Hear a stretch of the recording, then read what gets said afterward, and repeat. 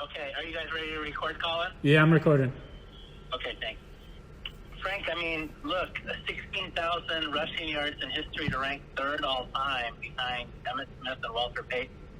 Your legacy in the NFL is clinched. You don't need to do this. Why are you doing this?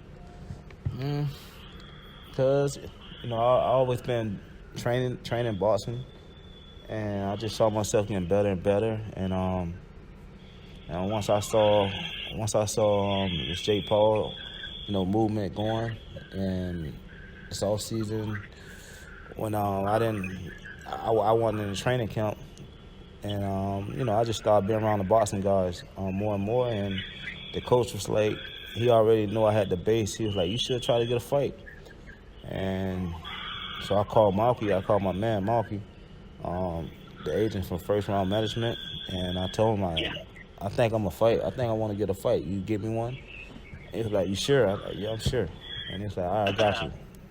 He said, all right, I'm gonna do it.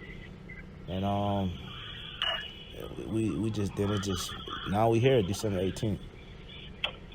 That's incredible. I mean, so you've been a fan of the Jake Paul movement, as you call it. You like what he's brought. I respect what he's doing, man, because it's like I remember I didn't see the fight with the headgear, but I saw the fight when the Super Bowl week.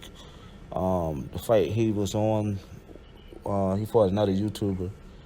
Yeah. And I was like, man, I was like, at that time, I was like, man, I would have beat him I would have beat him. I said, I was like, I told one of the coaches, I was like, man, I could have beat him. I would have beat him. Then, I just saw he kept getting better and better, just kept getting bigger and bigger. And so, yeah, I respect what he's doing, because you don't know, like, you would have never thought. If you would have been like, oh, YouTuber going to beat an MMA guy, NBA guy, like Nate, like, who very athletic, like fast, skillful, you know what I'm saying? You'd be like, nah, you're going to pick the NBA guy. He went out there, he did what he said he was going to do. He came back, he fought MMA dude, he beat him. And he got another guy, my man Tyron, who I felt like, it was a good fight. But, he got the edge. They gave him the edge. But even going good fight and going a distance with a guy who was known for knocking people out, being a champ in the highest sport, MMA, and also was a striker, and to do what he did, man, I take my hats off to him, man. And for you, did you always employ boxing as just a way to stay in shape for the NFL? Yeah, I did. At first, I was just doing, hitting the mitts, for cardio, and, it's hard, it gets you tired, get you winded. So I was doing it just for to stay in shape. Then I don't know, like this off season, I just told my man Malky, because I wasn't sure if I wanted to play football this year or not. So I just went with it. I was around the boxers every day. They was out there, and we just talked boxing, and I trained with the coach. And he was like, "You got the base." He was like, "I think you could go in there and compete with Jake Paul and all them right now, if you just get serious with it." And right now, here today, hopefully, December 18th, me and Deron. Let me ask you this real quick. Where do you train at? Where have you been training for boxing? Well, I'm training with Sweatbox Boxing Gym right now. Named Coach JC. But I've been training with my man Marty. I was with my man Marty, called the gym. He got his own gym. That's who really trained me, like, majority of my whole career. What city is that? That's in Davie. Okay, great. Now, look, I mean, what allowed this fight against Deron Williams to take place? Have you guys ever had beef? Or no, man. I don't have beef. I'm too old to have beef. I'm too old to have beef with people, man. My oldest son, 19 years old, man. What me walking around talking about beef? Sure. Man, just he knew a guy. My dude Malky reached out to the Jake Paul people and said I wanted to get a fight, and he knew guys who wanted to fight, and I guess he reached out to Deron Williams because he knew that Deron was around MMA, and he accepted the fight. Let me ask you this. As a reporter, I'm going to stir up a little beef here because, let's be honest, you guys have played in the NFL. I've always kind of heard that the NBA players are the best athletes in organized sports. Is this an opportunity to make any kind of statement on that?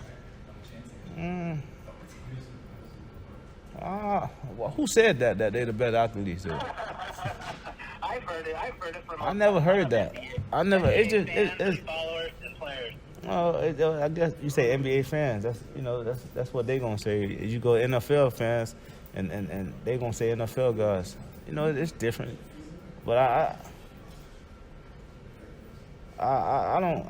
I'm just, man. I'm going in there to have fun and enjoy this, man, because it's something I want to do. I enjoy. I respect the guys who do Boston, and now I get an opportunity to Boston Showtime, man. That's a blessing. Yeah, absolutely. So let me ask you this about your NFL career. You said you considered playing. What made you say, you know what, I'm going to sit this season out? I still got time, though, so you don't never know, man.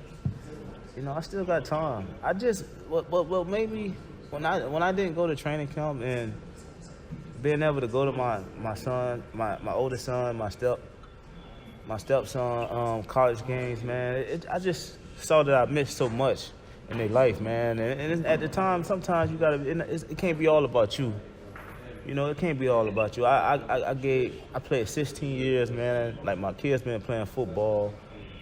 They been, been doing positive stuff, and I couldn't really enjoy it with them. You know what I'm saying? Because I've been trying to, I was playing my dream, reaching my dream. And now they trying to do the same thing. So why can't I help them and be there for them when they try to reach their dream? And that's how I kind of looked at it.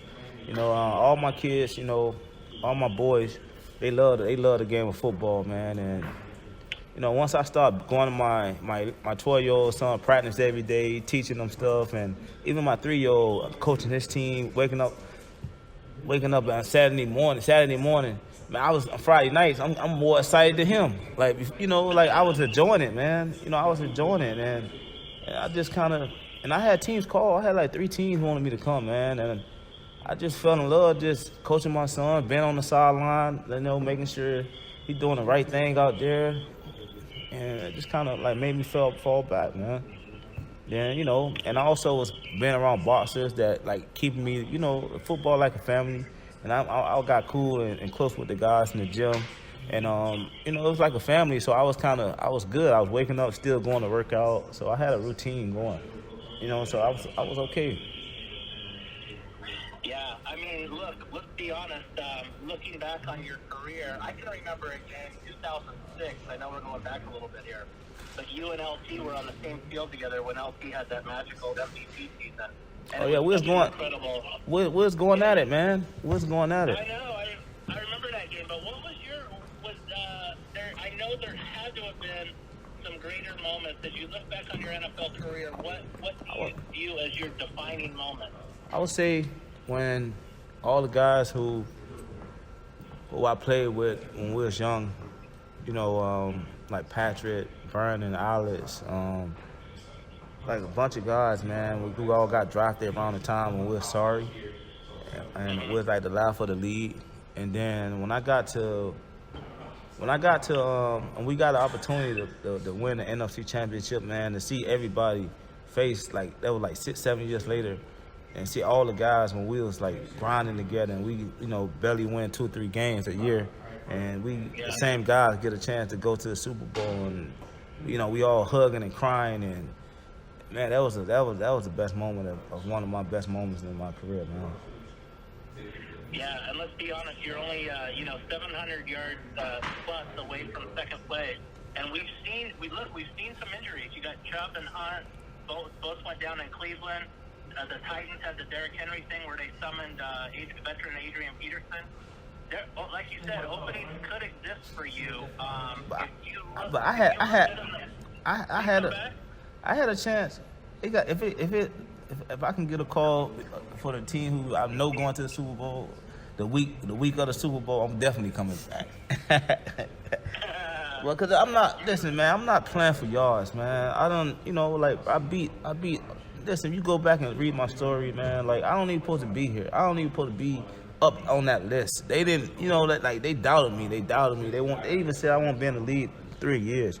And I've been blessed to play 16 years, man. 16 years, 16,000 yards. And, and people still don't give my credit. He played this. I can't help that. I work my behind off. I love the game. It's always something.